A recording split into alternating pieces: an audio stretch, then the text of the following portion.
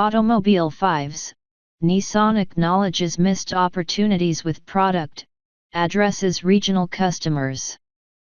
Nissan in large part cut its teeth in Australia with a strong range of bush-ready vehicles, typified by the previous iterations of the petrol wagon and cab chassis. Yet the company's global shift away from this think of the still capable, yet luxury-focused petrol V8 petrol, and the cushy monocoque Pathfinder crossover as examples mean its local portfolio is conceptually quite different to what it once was.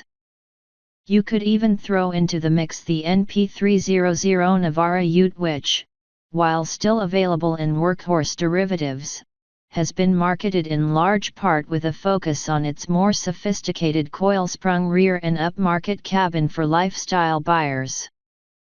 This is no great revelation, sure, and it's hardly earth-shattering news that times and strategies alike may change.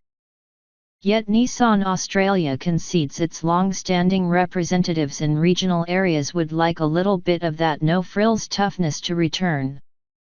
Certainly our rural and provincial dealers would prefer we had a wider product offering, because that's where some of our more traditional customer and dealer base has been, Nissan Australia Managing Director and CEO Richard Emery told us this week.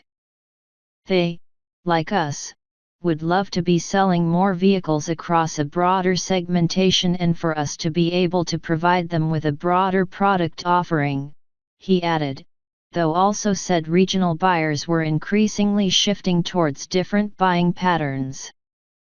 This is not just referring to rough and tumble bush-ready 4x4s either, but also passenger cars. After axing the ordinary Micra, Pulsar, and Altima recently, Nissan covers less than 50% of the market segment here. For a brand of our standing to be only represented in under half the market clearly gives us some missed opportunities, Emery acknowledged. Another thing that's clear is that the pressure is firmly on. Chairman and CEO of the Renault-Nissan Alliance, industry megastar Carlos Ghosn, told media at an Australian visit last month that the companies are not doing their fair share here. I have a hard time understanding why Nissan cannot make more than 6% market share in Australia, he said. One obvious candidate to help is the in-development Navara-based 4x4 wagon, conceptually the same therefore as the previous Pathfinder, to compete with the Ford Everest, Isuzu MU-X, Mitsubishi Pajero Sport, Toyota Fortuner, and Holden Trailblazer. The bad news is that, reading between the lines, Nissan's development hub for the vehicle may be focusing on emerging markets, meaning getting a version that meets Australian safety and equipment standards at the right price seems unlikely. That's certainly at this point in time not a live project, Emery said.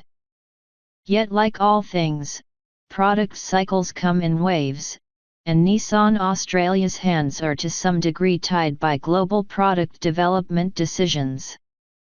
One could reasonably expect Nissan's recent acquisition of a majority stake in Mitsubishi to create opportunities, since sharing development costs and improving scale will improve business cases.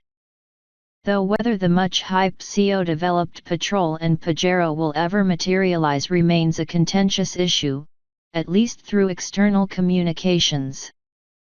That segment, generally, globally, is dying, global coup for Mitsubishi Motors Trevor Mann said recently. Obviously it's being killed by emissions requirements. If you look where the critical mass of those volumes have been, they've been in the US and the Middle East. It's becoming quite prohibitive. For the foreseeable, it's a product status quo.